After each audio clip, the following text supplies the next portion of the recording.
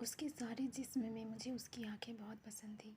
ये आंखें बिल्कुल ऐसी ही थी जैसे अंधेरी रात में मोटर कार की हेडलाइट्स जिनको आदमी सबसे पहले देखता है।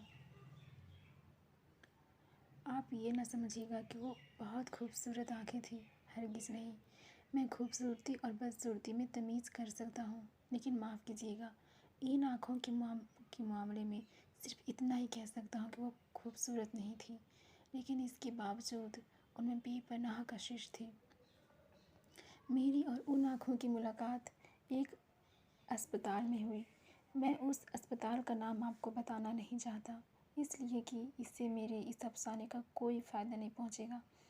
बस आप यही समझ लीजिए कि एक अस्पताल था जिसमें एक अज़ीज़ ऑपरेशन कराने के बाद अपनी ज़िंदगी के आखिरी सांसें ले रहा था। यूँ तो मैं तामीरदारी का कायल नहीं, मरीजों के पास जाकर उनको दम दिलासा देना भी मुझे नहीं आता, लेकिन अपनी बीवी के बहम इशरार पर मुझे जाना पड़ता कि मैं अपने मरने वाले अज़ीज़ को अपनी खुलूस और मोहब्बत का सबूत दे सकूं। यकीन मानिए कि मुझे सख्त कोफ्त हो रही थी। अस्पताल के नाम से ही मुझे नफ़रत है, मालूम नहीं क्यों। शायद इसलिए कि एक बार बम्बई में अपनी बूढ़ी हमशाई को, जिसकी कलाई में मोच आ गई थी, मुझे जीजी अस्पताल में ले जाना पड़ा था। वहाँ कैजुअलिटी डिपार्टमेंट में मुझे कम से कम आज 2.5 घंटे इंतज़ार करना पड़ा था। वहाँ मैं जिस आदमी से भी मिला, लोहे के मानद शर्त और बेहिस थी। मैं उन आँखों का जिक्र कर रहा था जो मुझे बेहद पसंद थी। पसंद का मामला इनफिरादी हैसियत रखता है। बहुत मुमकिन है अगर आप ये आँखें देखते तो आपके दिलो दिमाग में कोई रद्द-ए-अमल पैदा ना होता। ये भी मुमकिन है आपसे अगर उनके बारे में कोई राय तलब की जाती तो आप कह देते, निहायत वाहियात आँखें हैं। लेकिन जब मैंने उस लड़की को देखा तो सबसे पहले मुझे उसकी आँखों ने अपनी तरफ मुतवज्जा किया। वह बुर्का पहने हुई थी मगर नकाब उठा हुआ था। उसके हाथ में दवा की बोतल थी और वो जनरल वार्ड के बरामदे में एक छोटी सी लड़की के साथ चली आ रही थी। मैंने उसकी तरफ देखा तो उसकी आंखों में जो परी थी, न छोटी स्याह थी न भूरी, नीली थी न सब्ज, एक अजीब किस्म की चमक पैदा हुई। मेरे कदम रुक गए, वो भी ठहर गई।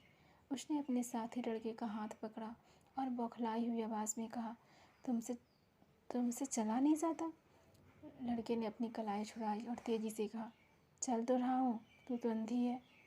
मैंने ये सुना तो उस लड़की की आंखों की तरफ दोबारा देखा। उसके सारे वजूद में सिर्फ उसकी आंखें ही थी जो पसंद आई थी। मैं आगे बढ़ा और उसके पास पहुंच गया। उसने मुझे पलके ना झपकने वाली आंखों से देखा और पूछा, एक्सरे कहाँ लिया जाता है? इत्तेफाक की बात है कि उन दिनों एक्सरे डिपार्टमेंट में मेरा एक दोस्त काम कर रहा था और मैं उसी से मिलने के लिए आया था। मैंने उस लड़की से कहा, आओ मैं तुम्हें वहाँ ले चलता हूँ, मैं भी उधर ही जा रहा हूँ। लड़की ने अपने साथी लड़के का हाथ पकड़ा और मेरे साथ चल पड़ी। मैंने डॉक्टर सादिक को पूछा तो मालूम हुआ कि वो एक्सरे लेने में मसरूफ़ है। दरवाज़ा बंद था और बाहरी मरीजों की भीड़ लगी थी। मैंने दरवाज़ा खटखटाया। अंदर से तेज़ और तुंद आवाज़ आई, कौन है? दरवाज़ा मत ठोको। लेकिन मैंने फिर दस्तक दी। दरवाज़ा खुला और डॉक्टर सादिक मुझे गाली देते देते रह गया। ओह, तुम हो? हाँ भाई, मैं तुमसे मिलने आया था। दफ्तर में गया तो मालूम हुआ कि तुम यहाँ हो। आओ जाओ अंदर। मैंने लड़की की तरफ देखा और उससे कहा, आओ, लेकिन लड़के को बाहर ही रहने दो। डॉक्टर सादिक ने हौले से मुझसे पूछा, कौन है ये? मैंने जवाब दिया, मालूम नहीं। कौन है? एक्सरे डिपार्टमेंट को पूछ रही थी। मैंने कहा, चलो मैं लिए चलता हूँ। डॉक्टर सादिक ने दरवाज़ा और ज़्यादा खोल दिया। मैं और वो लड़की अंदर दाखिल हो गए। 4-5 मरीज़ थे। डॉक्टर सादिक ने जल्दी जल्दी उसकी स्क्रीनिंग की और उन्हें रुखसत किया। इसके बाद कमरे में हम सिर्फ 2 रह गए, मैं और वो लड़की। डॉक्टर सादिक ने मुझसे पूछा, इन्हें क्या बीमारी है? मैंने उस लड़की से पूछा, क्या बीमारी है तुम्हें? एक्सरे के लिए तुमने किस डॉक्टर ने कहा था? अंधेरे कमरे में लड़की ने मेरी तरफ देखा और जवाब दिया, मुझे मालूम नहीं क्या बीमारी है। हमारे मोहल्ले में एक डॉक्टर है, उसने कहा था एक्सरे लो। डॉक्टर सादिक ने उससे कहा कि मशीन की तरफ आए। वो आगे बढ़ी और बड़े ज़ोर के साथ उससे टकरा गई। डॉक्टर ने तेज लहजे में उससे कहा, क्या तुम्हें सुझाई नहीं देता?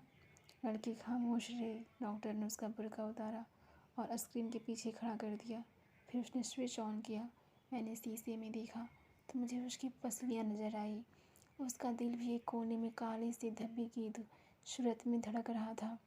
डॉक्टर सादिक 5-6 मिनट तक उसकी पसलियों और हड्डियों को देखता रहा। इसके बाद उसने स्विच ऑफ कर दिया और रोशनी करके मुझसे मुखातिब हुआ, छाती बिल्कुल साफ़ है। लड़की ने मालूम नहीं क्या समझा कि अपनी छातियों पर जो काफ़ी बड़ी बड़ी थी, दुपट्टे को दुरुस्त किया और बुर्का ढूंढने लगी। बुर्का एक कोने में मेज़ पर पड़ा था। मैंने बढ़कर उसे उठाया और उसके हवाले कर दिया। डॉक्टर सादिक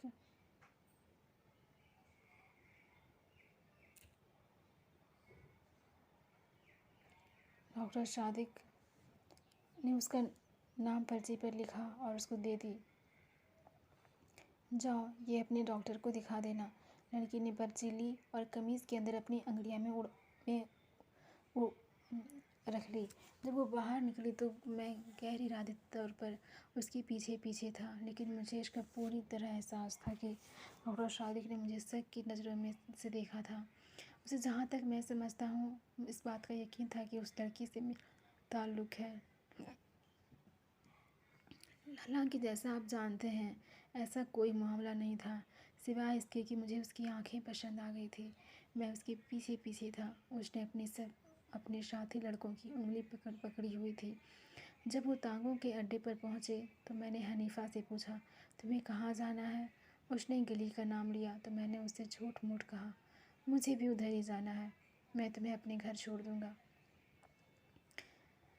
मैंने जब उसका हाथ पकड़कर तांगे में बिठाया तो मुझे महसूस हुआ कि मेरी आंखें एक्सरेज का शीशा बन गई है। मुझे उसका गोश्त पोस्त दिखाई नहीं देता था, सिर्फ ढांचा नज़र आता था, लेकिन उसकी आंखें वो बिल्कुल साबित तो शालीम थी, जिनमें बेपनाह कशिश थी। मेरा जी चाहता था मैं उसके साथ बैठूं, लेकिन ये सोचकर कोई देख लेगा। मैंने उसके साथी लड़के को उसके साथ बिठा दिया और अगली नाशिस्त पर बैठ गया। मैं शहादत हसन मंटो हूँ। मंटो? ये मंटो क्या हुआ? कश्मीरियों की एक जात है, हम भी कश्मीरी हैं। अच्छा, हम कुंगदाइस हैं। मैंने मुड़कर उससे कहा, ये तो बहुत ऊंची जात है। वो मुस्कुराई और उसकी आंखें और ज़्यादा पुरकशिश हो गई। मैंने अपनी ज़िंदगी में बेशुमार खूबसूरत आंखें देखी थी, लेकिन वो आंखें जो हनीफ़ा के चेहरे पर थी बिल्कुल पुरकशिश थी। मालूम नहीं उनमें क्या चीज़ थी जो कशीश का बाइश थी। मैं इससे बेशतर अर्ज कर चुका हूँ कि वो कतईन खूबसूरत नहीं थी, लेकिन इसके बावजूद मेरे दिल में खूब रही थी। मैंने कसरत से काम किया और उसके बालों की एक लट को जो उसके माथे पर लटक कर उसकी एक आँख को ढाँप रही थी, उंगली से उठाया और उसकी सर पर चस्पा कर दी। उसने बुरा ना माना। मैंने और जसारत की और उसके हाथ अपने हाथों में ले लिया। इस पर भी उसने कोई मुजाहमत ना की और अपने साथी लड़के से मुखातिब हुई, तो मेरा हाथ क्यों दबा रहे हो?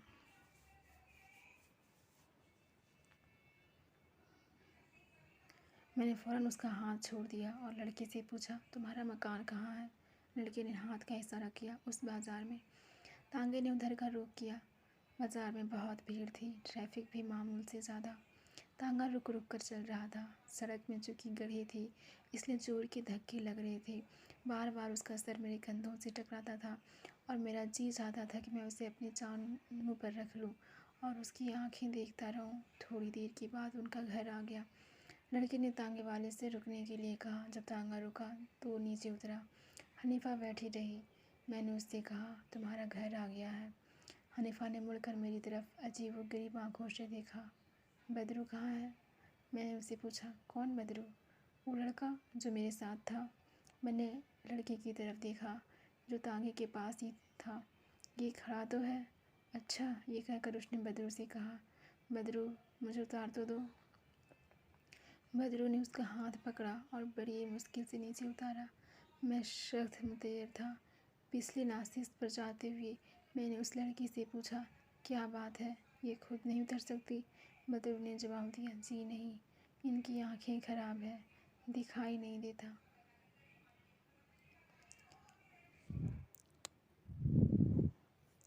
Thank you so much friends. आप और कौन सी कहानी सुनना चाहते हैं आप प्लीज़ कमेंट सेक्शन में ये लिखें। मैं वो स्टोरी आपको सुनाने की कोशिश करूँगी।